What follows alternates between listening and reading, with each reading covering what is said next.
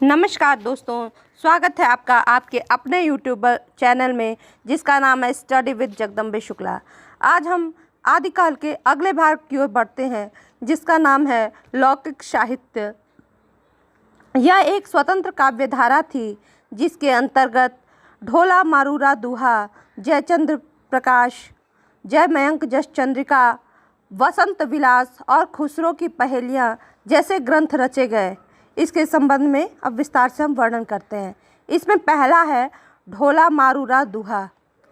यह एक लोक भाषा का काव्य है। इसकी रचना 11वीं शताब्दी में कल्लोल द्वारा हुई। राजस्थान में इसको पर्याप्त प्रसिद्धि मिली थी। इसमें ढोला नामक राजकुमार और मारवाड़ी नामक राजकुमारी की प्रेम कथा का वर्णन है। लोक प्रसिद्ध यह प्रेम गाथा आदिकालीन श्रृंगार की परंपरा में अपना महत्वपूर्ण स्थान रखती है। इस संबंध में डॉक्टर नागेंद्र कहते हैं, राउरकेला के कवि रोड़ा ने प्रेम प्रसंग की जो परंपरा हिंदी में आरंभ की, उसको ढोला मरूरा दुहा की रचना से विकसित एक नई दिशा प्राप्त हुई। वीर रस की कृतियों में भी श्रृंगार प्रभावी तत्व बनाकर समा गया। इस काव्य में नारी हृदय की अत्यंत मार्मिक व्यंजना मिलती है। प्रेम का सात्विक किंतु सरस पक्ष इसमें विस्तार से हमें देखने को मिलता है। ढोला मरूरा दुहा दोहा में लिखा गया है। यह वीर रस की श्रृंगार प्रधान रचना है। 17वीं शताब्दी में कुशल राय वाचक कवि ने इसमें कुछ चौपाइयों को जोड़ दिया था। यह राजस्थानी लोक भाषा की प्राचीनतम रचना मानी जाती है। दूसरी है जयचंद्र प्रकाश और जय मयंक जस चंद्रिका। जयचंद्र प्रकाश और जय मयंक जस चंद्रिका को डॉक्टर रामचंद्र शुक्ल ने भट्ट केदार और मधुकर कवियों द्वारा क्रमशः रचित माना है। इन दोनों को जयचंद्र का समसामयिक कहा गया है। डॉक्टर हजाय प्रसाद द्विवेदी ने इन दोनों रचनाओं को नोटिस मात्र कहा है। तीसरी रचना जो हमें उपलब्ध होती है वह है वसंत विलास। डॉक्टर माता प्रसाद गुप्त के अनुसार यह एक अत्यधिक सरस साहित्यिक कृति है। इस कृति की रचना सन 1451 ईस्वी से पूर्व हुई थी। सर्वप्रथम यह रचना हाजी मुहम्मद स्मारक ग्रंथ में सन 1952 ईस्वी में प्रकाशित हुई थी। श्री केशवलाल हर्षद राय ध्रुव इसके प्रथम संपादक थे। इस कृति के रचयिता का नाम पता नहीं है। इसमें 84 दोहों में वसंत और स्त्रियों पर उसके विलासपूर्ण प्रवाह का मनोहारी चित्रण किया गया है। इस काव्य में प्रकृति और नारी का श्रृंगारिक वर्णन प्रस्तुत किया गया है। स्त्री और पुरुष और प्रकृति का जैसा प्रेम पूर्वक वर्णन इस काव्य में मिलता है वह दूसरी जगह दुर्लभ है। अगला है इसी क्रम में खुसरो की पहेलियाँ। आचार्य रामचंद्र शुक्ल के अनुसार अमीर खुसरो की रचना का काल जो है वह है संवत 1340 से संवत 1318 तक है। इन्होंने दोहे, तुकबंदियों और पहेलियों की में रचनाएं की थी, किंतु इनकी भाषा बहुत प्राचीन नहीं जान पड़ती।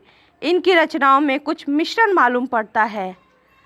खालिक बारी और पारसी प्रकाश नामक 2 कोशों की भी उन्होंने रचना की थी।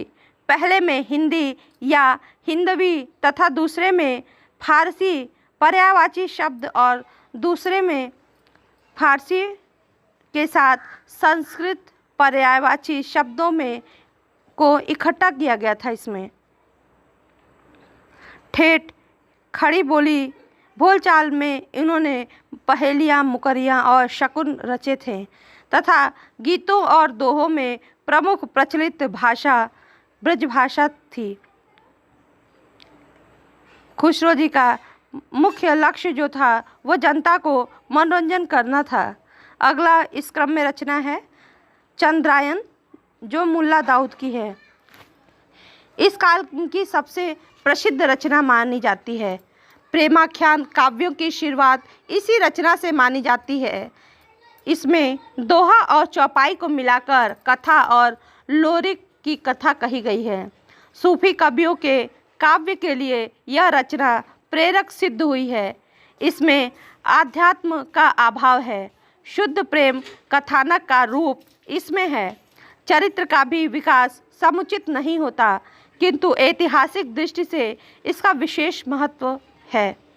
अगली जो रचना जो हमें प्राप्त होती है वह हिंदी गद्य साहित्य में लिखित रचनाओं का क्रम है, जिसमें पहला है राउल वेल।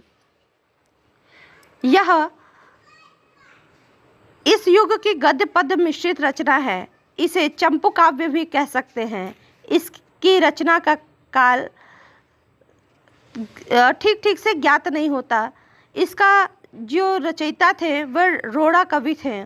इसमें राउल नामक नायिका के नख से लेकर शिख तक का वर्णन किया गया है। दूसरी जो महत्वपूर्ण रचना है वह है उक्ति व्यक्ति प्रकरण। यह ग्रंथ काशी कन्नौज के गढ़वाल नरेश गोविंद चंद के आश्रित पंडित दामोदर दास जी ने की थी। राजकुमारों को स्थानीय लोक भाषा सिखाने के लिए पंडित दामोदर ने इस ग्रंथ का प्रणयन किया था। डॉक्टर हजाई प्रसाद द्विवेदी के शब्दों में उक्ति व्यक्ति प्रकरण का एक अत्यंत महत्वपूर्ण यह व्याकरण ग्रंथ है। इसे बनारस और आसपास के प्रदेश की संस्कृति, भाषा आदि पर अच्छा प्रकाश देखने को हमें मिलता है। उस युग के काव्य रूपों के संबंध में भी थोड़ी बहुत जानकारी मिलती है। पंडित दामोदर ने इसकी भाषा को अपभ्रंश या अपभ्रष्ट नाम से संबोधित किया था। इससे विदित होता है कि 12वीं शताब्दी तक लोक भाषा के ब्रज, राजस्थानी और अवधी आदि भेद सुप्रतिष्ठित नहीं हुए थे, अपितु समस्त उत्तर भारत की भाषा अपभ्रंश कही जा सकती थी। अगली जो तीसरी रचना है गद्य में वह है वर्ण रत्नाकर। इस ग्रंथ में कवि समयों का संग्रह किया गया है। इसके प्रणेता कवि शेखराचार्य जगदीश्वर ठाकुर और इनके संपादकों के मतानुसार इनका रचना काल 14वीं शताब्दी के प्रथम चरण का पूर्वार्ध माना जाता है। वर्ण रत्नाकर मैथिली का प्राचीनतम उपलब्ध ग्रंथ है। इसकी भाषा में मैथिली का प्राचीनतम रूप तो सुरक्षित है ही, बंगला आदि पूर्वी भाषाओं के प्राचीन रूप भी हमें दिखाई देते हैं। वास्तव में इस समय तक बंगला, मैथिली, भोजपुरी, महरी आदि के स्पष्ट भेद नहीं बन पाए थे।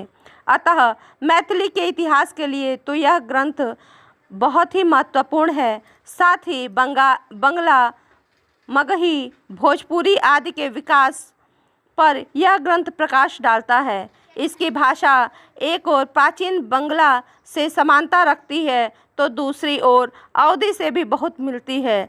इसकी भाषा में कवित्व, अलंकारिकता और शब्दों की तत्समता भी हमें दिखाई देती है।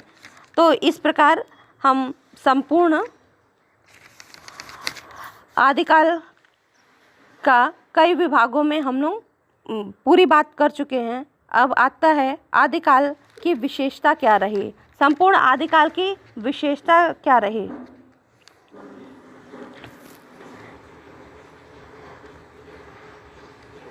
आदिकाल में काव्यों का जो विषय था, वर्ण विषय था, वह वीर रस और श्रृंगार रस के इर्द गिर्द घूम रहा था।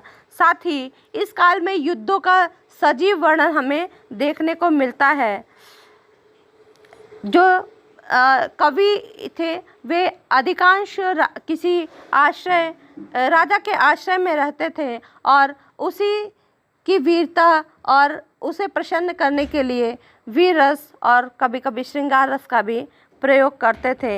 इस युग का काव्य जनजीवन न होकर सामंतों और सिद्धों और नाथों का था। इस काल की जो भाषा है वह अपभ्रंश का कुछ विकसित रूप हमें देखने को मिलती है। Thanks for watching. Please like, share and subscribe my channel. Thank you.